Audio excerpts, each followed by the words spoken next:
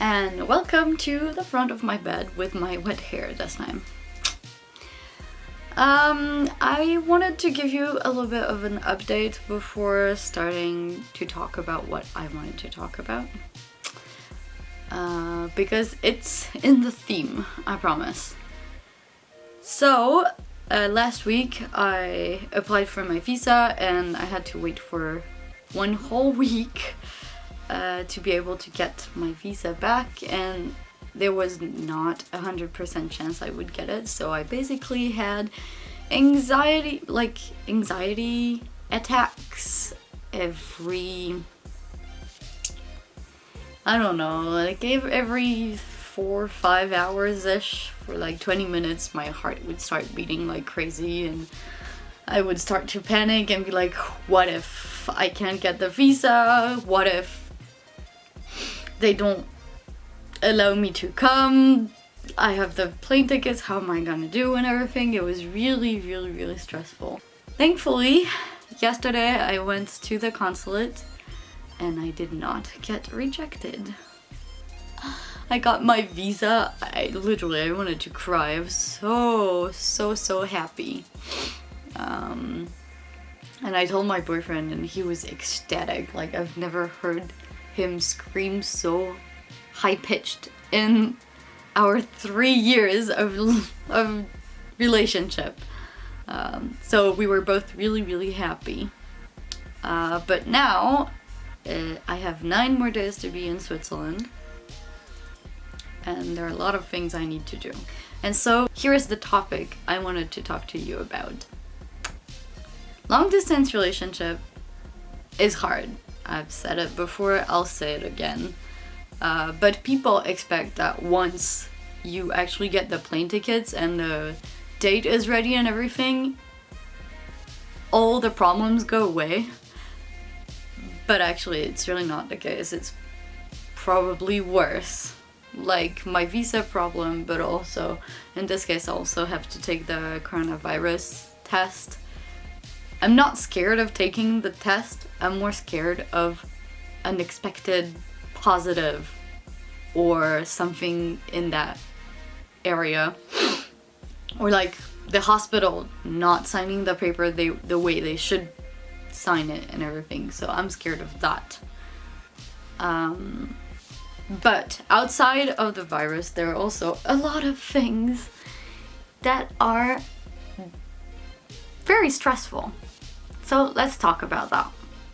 So first, as I said, for me it was really stressful for the visa, and I'm sure that people who actually need a visa, even when it's not quarantine, it's very stressful because you are hoping that you'll get that visa, but there is a slight chance that you might not, and so you try to not hope too much, not to be disappointed in the end, or at least that's how I do it, and it leads to a lot of meltdowns, a lot of breakdowns, and a lot of overall anxiety.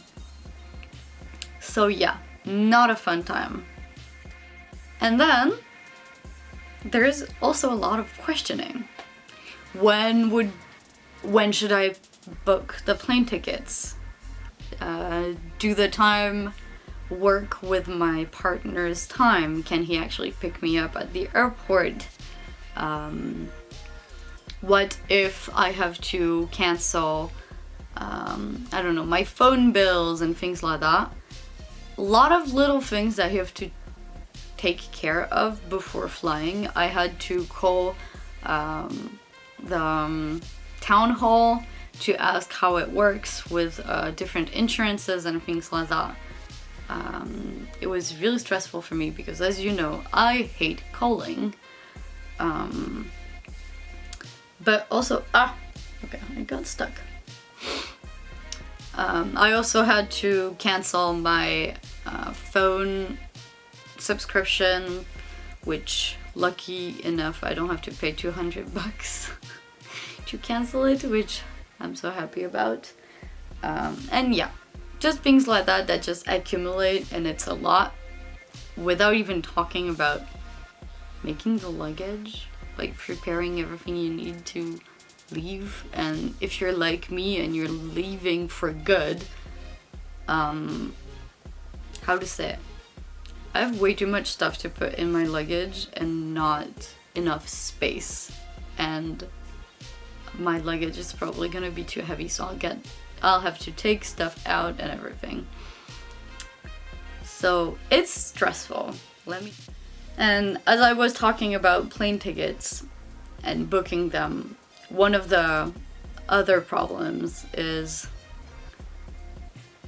not knowing where to meet, because sometimes your significant other cannot come to the airport because they're working, because they have class, or because of reasons. And so you end up arriving in the country you are supposed to meet, and you cannot even meet at the airport, which in my opinion is really sad. But it also adds an anxiety having to talk about, okay, where are we gonna meet? And for me, once my boyfriend told me that he couldn't pick me up at the airport, and I was extremely sad about it, because for me it's so important to meet at the airport and not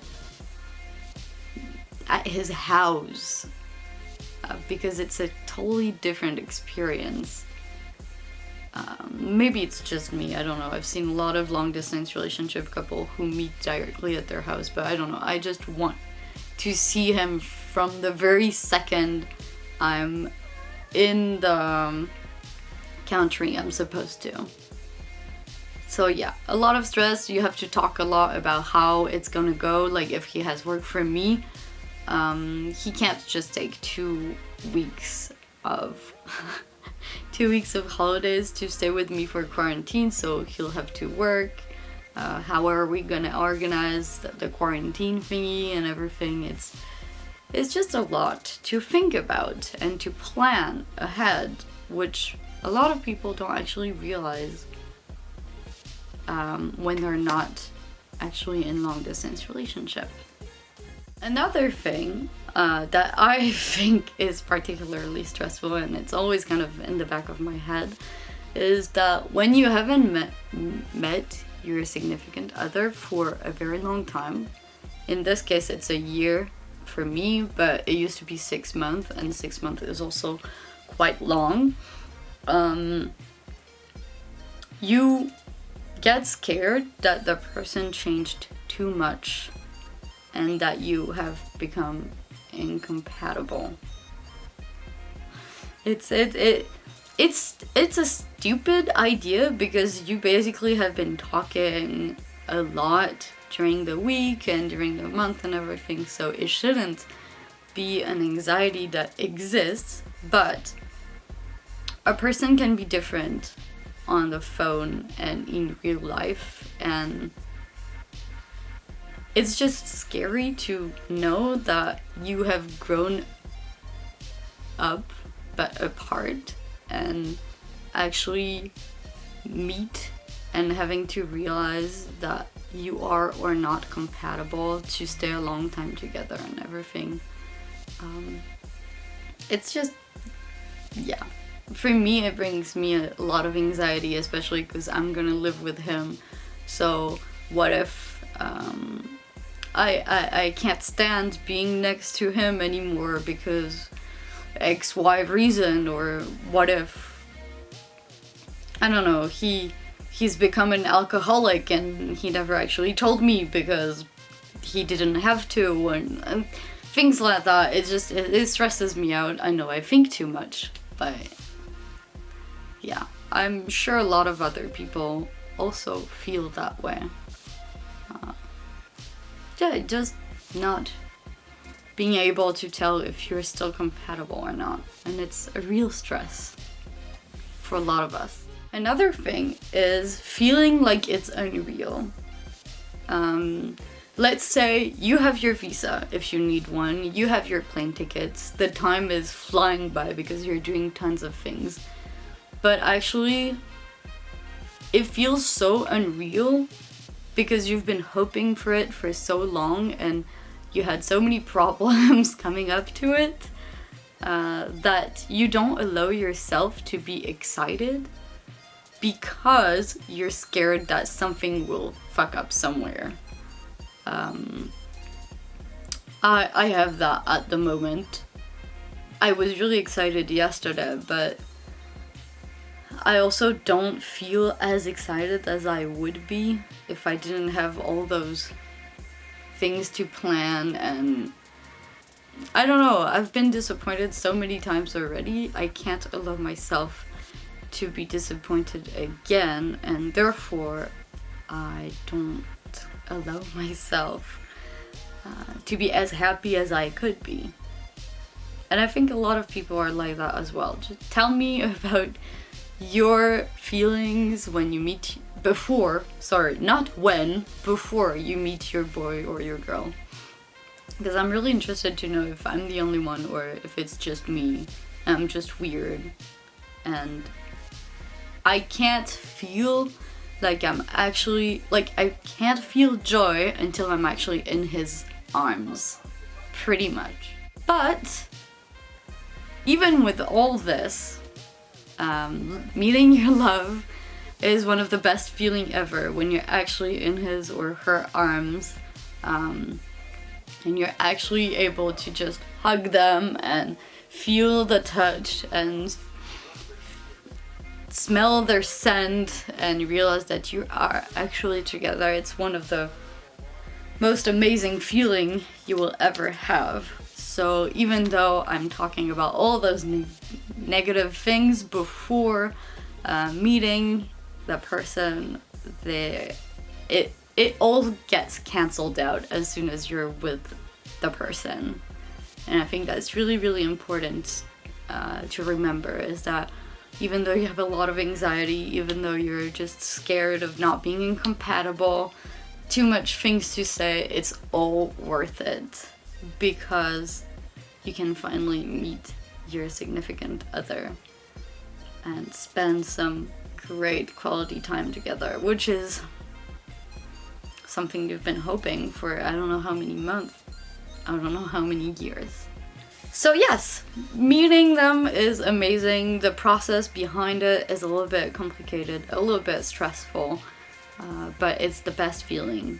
But I do have to warn you, if you're like me, I have some friends who told me that they don't get the same feeling, which I find weird, but also we all have different feelings. We're all different human beings. So I'm not surprised that she doesn't, like, the person who told me that doesn't feel the same. But hear me out. When you meet your significant other for the first time, however happy you are, there is always like a very, very awkward face afterwards. Like, you hug, you're so happy and everything, but then afterwards, I'd say maybe like 3 or 5 minutes after the initial like heart rush and the happiness, you have to get used to each other being in person again. It sounds weird, but being on the phone and being physically together is really not the same thing. When you don't have anything to talk about on the phone, you can just cancel the call. But in real life, it becomes silent. So you have to get used to the silent again and just like used to actually touching each other again and everything. For me and my boyfriend, we get really, really awkward, and it feels like we're just meeting for the first time ever again. Every time we meet, we have to get used to it. It usually takes around 24 hours to know how to act and react when we are physically together. And I hope some of you have the same problem as we do. I don't know exactly why. I think it's just because we get too used to the phone that when we are actually together, it becomes really, really weird. But yeah, that's a topic I'll probably talk more about in 2 weeks. Well, right after I arrived to Japan. I want to make a video about that. In the meantime, I hope that some of you do have the same luck as me, which is to meet your boyfriend or your girlfriend in a set amount of time and not like most of long distance relationship at the moment, meaning not knowing when you're actually gonna meet because borders are closed, restrictions and everything. I hope that some of you actually do have the same chance as I do. I still pray for everyone who's in a long distance relationship, and I hope that everything gets sorted out as quick as possible. Remember that even when you feel like you can't take it anymore, you can, because your relationship is worth it. And when time passes, things get better. So I just really hope that you can. My brother is really annoying. I just really hope that you can feel the things I feel at the moment in a few days, weeks, hopefully. Thank you for watching, and let me know in the comments if you experience any of those things that I talked about. See you!